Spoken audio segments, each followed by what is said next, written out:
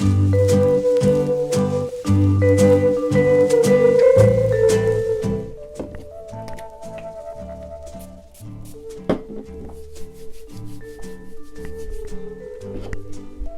Internet, this is Olin from What I'm Listening To, back once again with another episode of Quickies. So the first thing we're going to be talking about today is the Arctic Monkeys Traquility Base Hotel plus Casino. So this is an album that I actually owned previously, and upon my first listen, I was not a big fan of it. And I know that might be a hot take for some because a lot of people really like this album. And for some reason, I just couldn't get into it on my first listen. So I got rid of it, and then a few months later, I saw a lot of people just continuing to rave about it, and I thought, okay, there is something to this album that I apparently am missing. I'm going to give it another shot. So I've loaned it out. I'm going to give it another listen. I'm going to see if my opinions have changed because some time has passed. Looking into the packaging, one of the things I remember about this is this album is just a bit taller than a normal jewel case. Like, look at that. You can see, it's hard to see, but there we go. So it stands a little taller than your normal jewel case, and I remember it sticking up amongst the rest of my CDs, and that was a little obnoxious, but whatever. And then inside, we have this really cool picture here. We have the booklet here. I think the disc is in this side. Yep, the disc right here in that envelope. And then the booklet.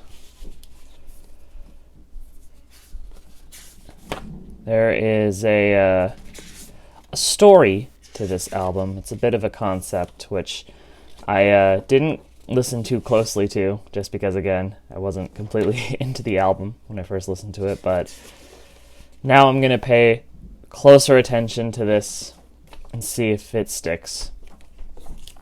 From what I remember hearing from this album, it marks a very different sound for the band. Instead of the garage rock or the kind of like smooth, sexy stuff they were doing in AM.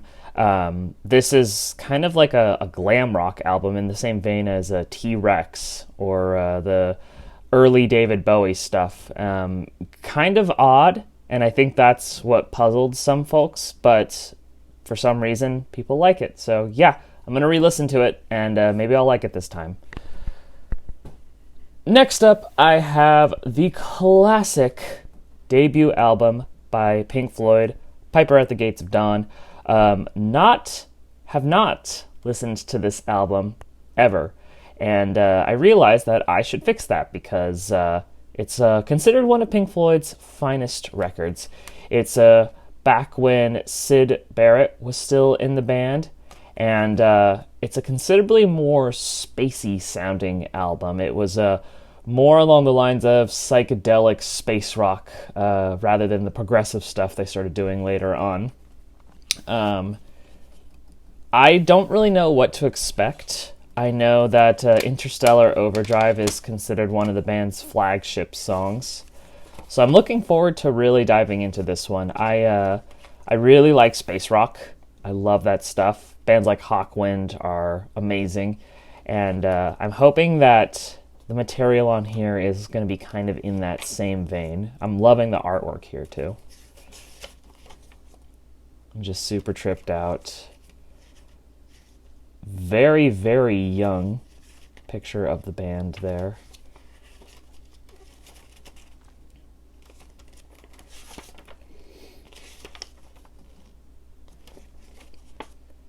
Yeah, this one should be a total trip. I'm looking forward to actually giving this one a proper listen here.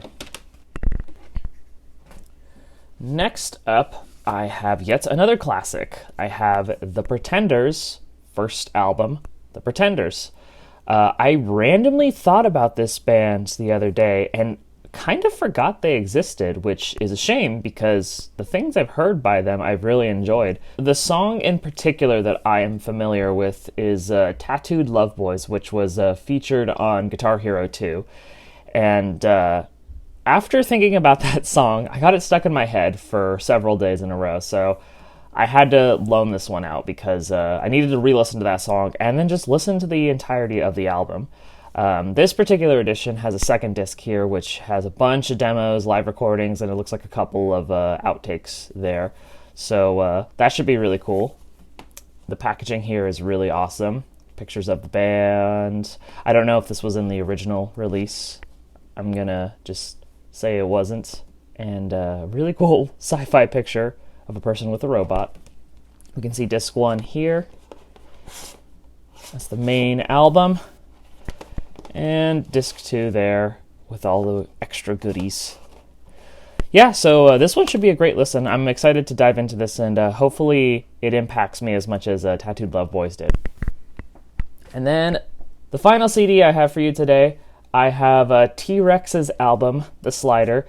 Kind of funny that I mentioned T-Rex when talking about Arctic Monkeys, and I just thought it was kind of appropriate to rent out one of their albums along with Arctic Monkeys. But this album I mostly wanted to loan out because of the song Ballrooms of Mars. I recently rewatched School of Rock, which features the song on the soundtrack, and it's honestly one of my favorite T-Rex songs. I love how slow and spacey it sounds, so I wanted to hear the rest of the album that it appears on, which I hadn't listened to. I'd only really listened to, God, why can't I think of the name of the album? It's the album with Get It On, Bang It On, which I'll put the cover right here. But yes, so I got this one. This is a extended deluxe edition that features 2 discs worth of music, a bunch of outtakes, a bunch of demos, a bunch of extra goodies, and the original master and the original album remastered.